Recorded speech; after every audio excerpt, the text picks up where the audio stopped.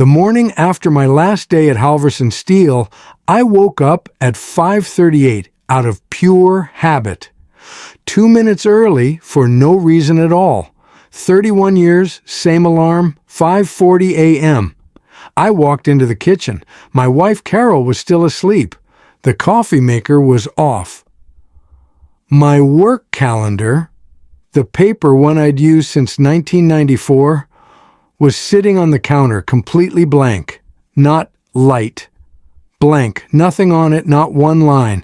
I stood there holding a calendar with nothing written on it, and for the first time in 3 decades, I had absolutely no idea what I was supposed to do with myself. There's a sentence I wish somebody had told me before that morning. 6 words. I'll give them to you right now so you're not waiting around for it. Build the life before you leave. 6 words meant nothing to me at the time. It'll take the rest of this video to explain why, and I promise you, it gets worse before it gets better. I'd pictured this exact scene for years. Not the blank calendar part, the freedom part. I used to tell guys at the plant, day 1, I'm sleeping till 9. Day 2, I'm fishing. Day 3, I genuinely do not know, and that's the whole point. And honestly, day 1 delivered. Slept till 9:15. Felt like I'd robbed a bank and gotten away with it. Day 2, I fished. Caught nothing. Didn't care. Day 3, I sat in my recliner, watched a show about a man restoring a houseboat in Oregon, and thought, this is it. This is retirement. I'm a genius for doing this. Day 11, I watched the same houseboat show in a rerun and caught myself narrating along with it, out loud to an empty room, doing the guy's voice. That's when I knew something was off. By week 3, I could tell you the houseboat guy's dog's name. Bruiser. I could not tell you the last time I'd had a real conversation with another adult that wasn't Carol asking if I'd moved the recycling bin. I started doing the thing where you invent errands. I'd drive to the hardware store for a light bulb I didn't need just to talk to Gary at the counter for 4 minutes. Gary started looking concerned when he saw my truck pull in. By week 4, he was pre-bagging a light bulb before I even reached the counter, like a bartender who already knows your order and is a little worried about you. I missed the plant floor. I missed Ruiz complaining about the Cowboys. Same complaint, every single Monday, for 11 years. And somehow I missed even that. I missed being the guy people asked, Robert, what do we do about this? Nobody was asking me anything anymore. Carol had a system for the dishwasher that did not require my input, and she made that extremely clear more than once in a tone I recognized from 31 years of marriage as final. My job hadn't just paid me. It had made me somebody people needed, and apparently nobody had warned me how loud the silence gets when that goes away. Here's the part that actually embarrasses me. I had spreadsheets. I had a financial advisor named Deb, who I saw twice a year, who could tell you exactly what my pension covered down to the penny.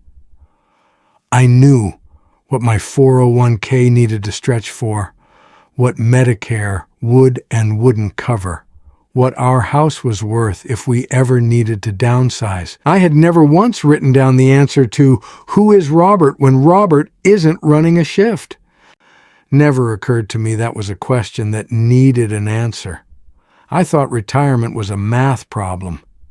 Turns out it's about 40% math and 60% who even are you now, and nobody puts that second part in the brochure. I'd planned my exit for 20 years. I hadn't planned my entrance into anything.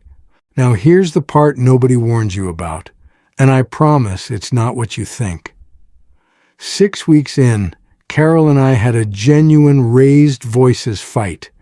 about the dishwasher. Except it wasn't about the dishwasher. She said, "You've reorganized my kitchen 4 times this month, Robert." I said something about efficiency. She said, "You don't have a job anymore. You have opinions about my Tupperware." She wasn't wrong. I didn't have a shift to run, so I was running her kitchen instead. 31 years, we'd had separate territories. Mine was the plant. Hers was the house during the day. Suddenly, I was underfoot 12 hours a day with nothing to manage but her cabinets. That night, I slept on the couch. Not because she asked me to. I just didn't know what else to do with myself, and the couch felt like the only room in the house I hadn't messed with yet. Here's the part I promised you, the one that surprised even me. Lying on that couch, I did the math on how many years I probably had left. Not out of despair, exactly. More like, for the first time, I was asking what those years were actually for. 31 years, I'd had an answer to that. I made steel. I ran a shift. People counted on me by 7 a.m. every day. That night, I didn't have an answer, and I remember thinking, clear as anything, if this is it, if this is just the recliner and the houseboat guy and Carol's Tupperware, I don't know what I'm doing with the time I've got left. That's not a comfortable thing to say into a camera.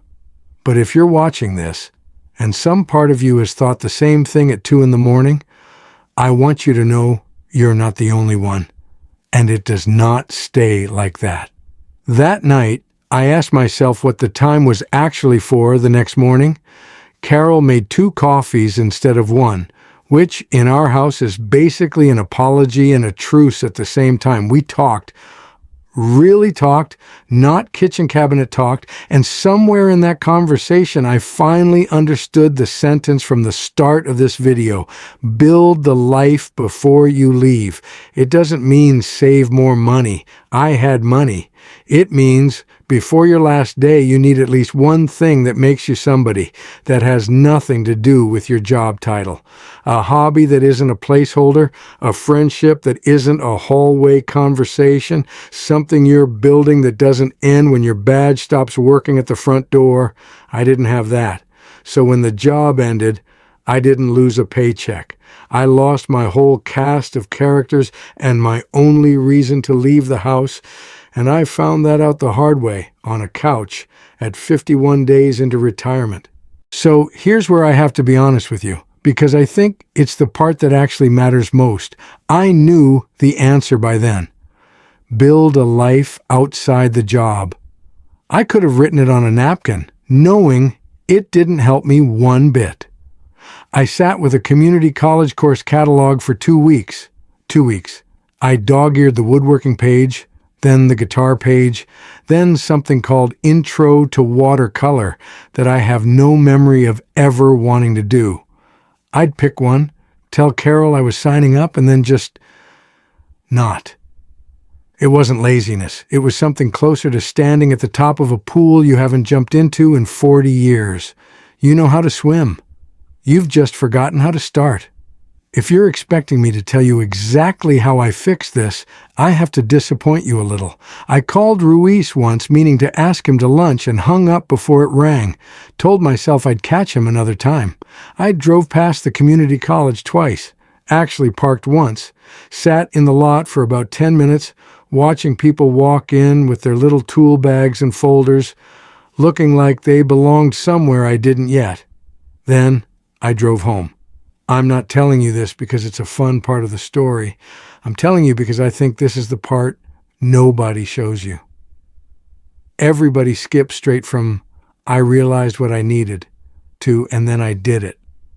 Nobody talks about the 2 weeks or the 2 months where you know exactly what to do and just can't make your feet move toward it. If you're watching this and you already know your version of the answer, the hobby you keep not signing up for, the friend you keep meaning to call, the thing you keep telling yourself you'll start next week, I'm not going to pretend I have some clean trick to unstick you. What I can tell you is this. The 2 weeks I spent stuck weren't wasted, even though they felt like it. Every time I dog-eared a different page in that catalog, I was getting a little closer to admitting which one I actually wanted, instead of which one sounded good. Eventually, and I mean that loosely because it wasn't a dramatic moment, I picked up the phone and I registered for the woodworking class. Not because I felt ready, I still didn't. I just decided ready wasn't going to happen first. That calendar's still on my counter, still the paper kind. Right now, there's exactly one thing written on it. One Tuesday, one class, one very uncertain first step. I don't know yet if the woodworking sticks. I don't even know who's going to be in that room, whether I'll get along with any of them or just sit in the corner ruining a cutting board by myself. I don't know if this is the thing that actually fills in the rest of that calendar or just the first attempt of a few, but I'm going. That part I know. If you're stuck in your own version of that course catalog, dog-earing pages, not registering for anything, I'm not going to pretend I've got it all figured out ahead of you. I'm maybe 2 weeks ahead at best. So here's what I'll do. I'll let you know how the first Tuesday goes, who I meet, whether it sticks, whether it's a cutting board that looks like a crime scene or something else entirely. Build the life before you leave. I'm still working out the how, but I'm finally headed toward it, and I'll bring you along. Is there something you already know you need to start, but haven't? What's stopping you from the first step? Tell us below and follow along because I'm about to find out if this actually works.